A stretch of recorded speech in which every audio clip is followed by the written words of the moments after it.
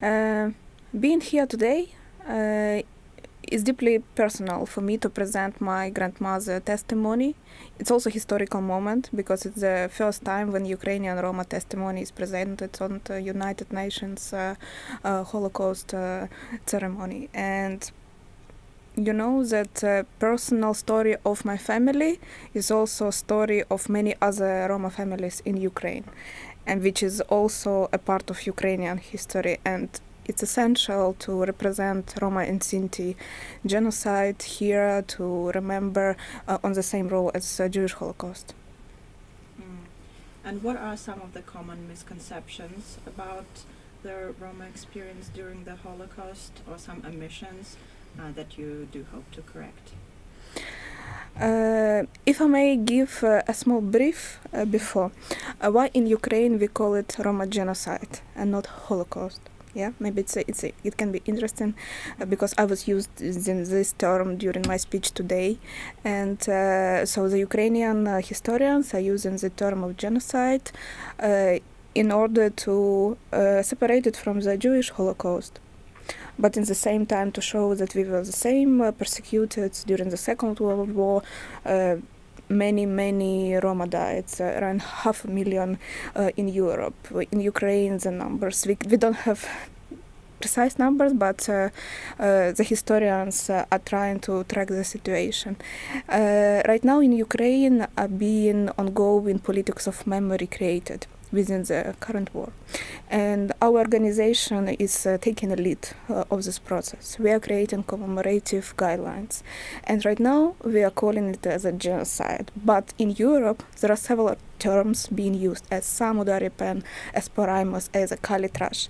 And we are not in a position right now to choose one of these. So we are creating process when we're asking community members how they want it to be called.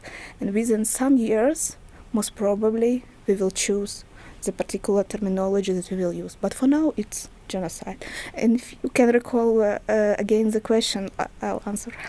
What are some of the general misconceptions or omissions that the general public doesn't know or doesn't think about that you would like to correct regarding the Roma experience during that time, or maybe even today?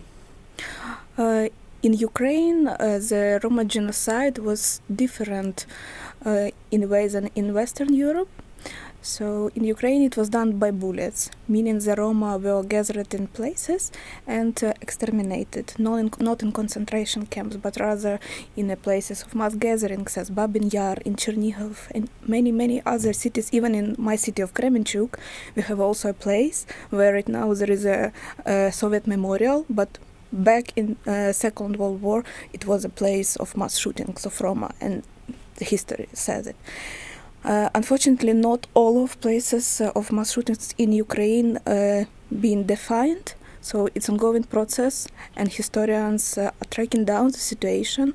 And what we are doing right now, we are recording the testimonies of Roma genocide survivors right now, because they are the ones who are experiencing the second war in their life, the Second World War, and the current war that started with the full-scale invasion of Russian Federation on Ukraine. And these people have unique experience. And my third generation of Roma genocide survivors, we see it as a strength to collect, to safeguard their memory, and to see the strategy of survival, what helps them. Because right now what we are experiencing, I can be very honest to you, it's very similar what experienced my grandfather and my grandmother. And both of them are survivors. And how it shaped their life, how they created a family, and how I came to this life due to this ongoing process of resistance. And I can say that this transgenerational trauma and also solidarity helps right now Roma communities in Ukraine to survive and help the country. Mm-hmm. And how can young people turn this history, the remembrance, into action? And in your own work with youth, do you have any examples of young people leading the efforts to fight prejudices and injustice? Every year we have a commemorative ceremony in Babin Yar, which is happening on 2nd of August, the day of remembrance of Roma and Sinti genocide. That's also aligned to the ceremony. We have many trainings to be done, non-formal education for youth. So it's like around 1 week when we gather youth from different cities of Ukraine, but also abroad. We teach them how the genocide was going in Ukraine, in other European countries, and also Ukraine is a part of international European network. So there is a big initiative in Auschwitz-Birkenau as Dikanabister. It's a European-wide network where all the Roma youth are coming and commemorating their ancestors on commemoration in Auschwitz-Birkenau. So there are many ongoing activities that are going. If we recall from the past years, there was a specific activity for the 16th of May, Day of Roma Resistance, and how we, the activists, were working on it, that right now this day is already being international one. And so this process of decades of commemorating and gathering oral history, that's what we achieved today. And I think there is still much more to be done in Ukraine right now. By collecting these testimonies, we are aiming to create an open archive.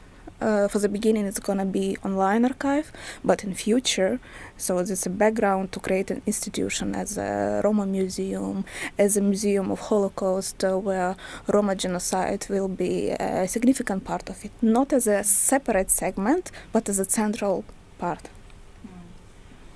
What message would you and your grandmother most want to share with the world leaders who are maybe here at the United Nations? What should they hear?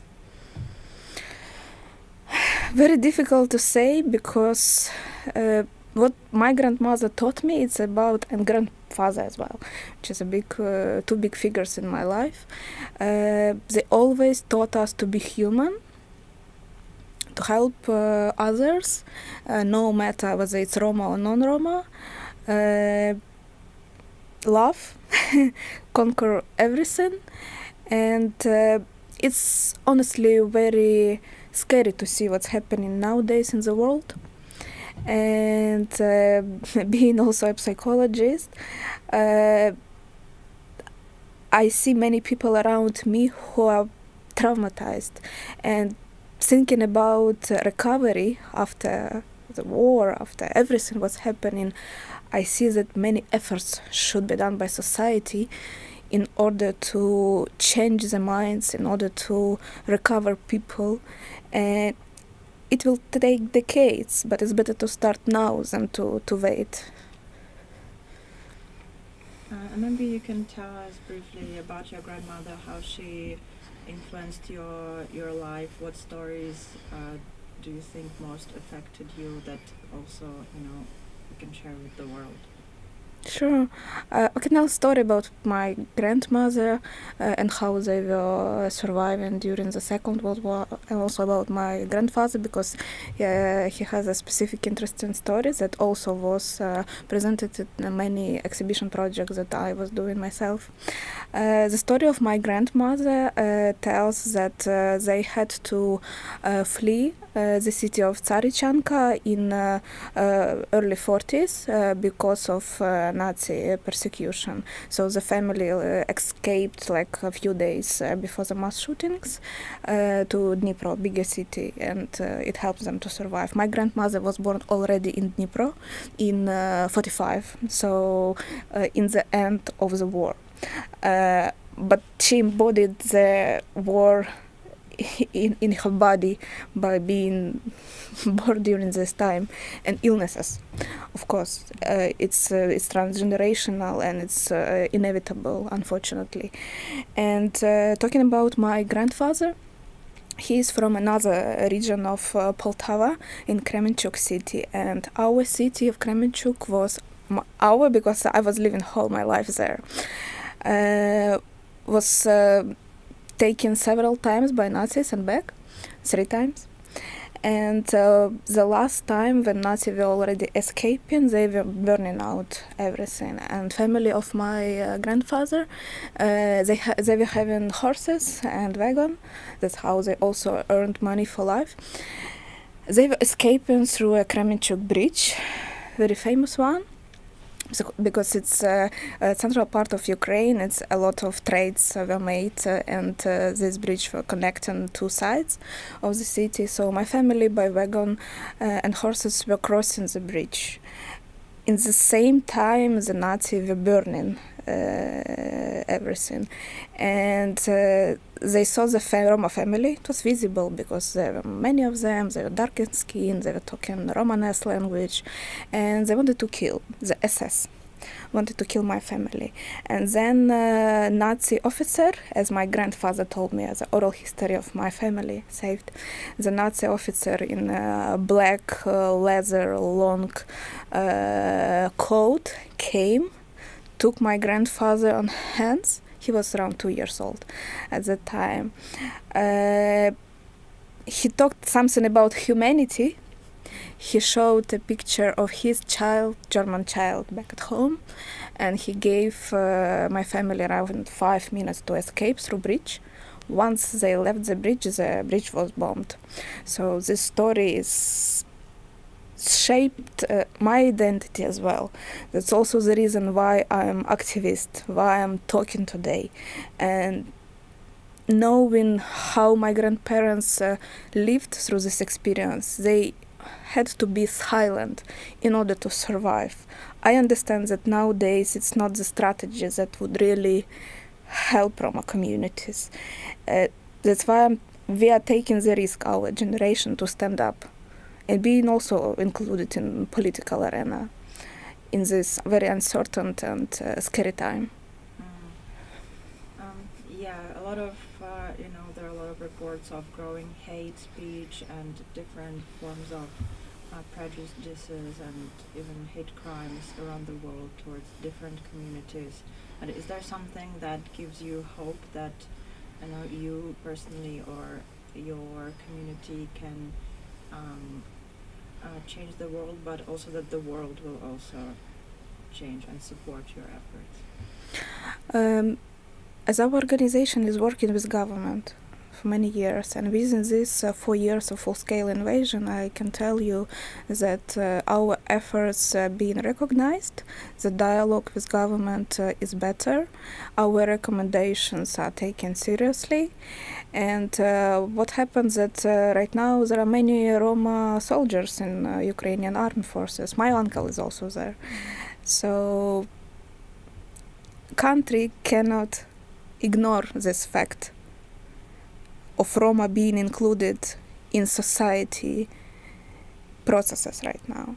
That's why the recognition is coming now. Better now than never. Of course, it had to happen years ago. Talking about hate crimes and hate speech, it has been in Ukraine, as in many other European countries. We are not an exclusion.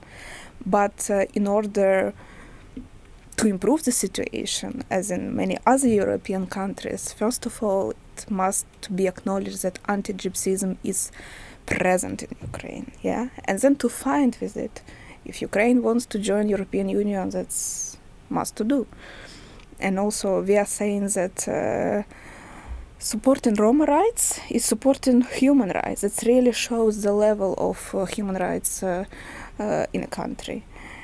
And yeah, I think maybe that's what I wanted to say. Okay, yeah, thank you so much. I don't think I have any other questions. If there's anything you want to add, can now, but otherwise. I can. Actually, right now, when I mentioned that we are recording testimonies of Roma genocide survivors in Ukraine in many regions, also close to the front lines, I was in November on these field works, and it's really scary to see the conditions of survivors and how they live, because most of them don't want to go abroad. They can, but they feel so much attached to the land that they cannot. Some of them escaped, and some of them already passed away in Germany. So it's this disconnection from the land. And what I want to say is that we are launching this year fundraising campaign to collect funds and to help these survivors with whom we are recording testimonies, because I saw on my own eyes the conditions of winter. They don't have heating, and many of them feel lonely. In our organization we have many projects support them as psychological help, humanitarian help, but this year of 85th anniversary of Babin Yar massacre is a specific annual year. And we started this campaign right now, so I would be glad to share it with you. Okay. Okay, then we can finish now. Yes. Thank you so much. Yeah, thank you.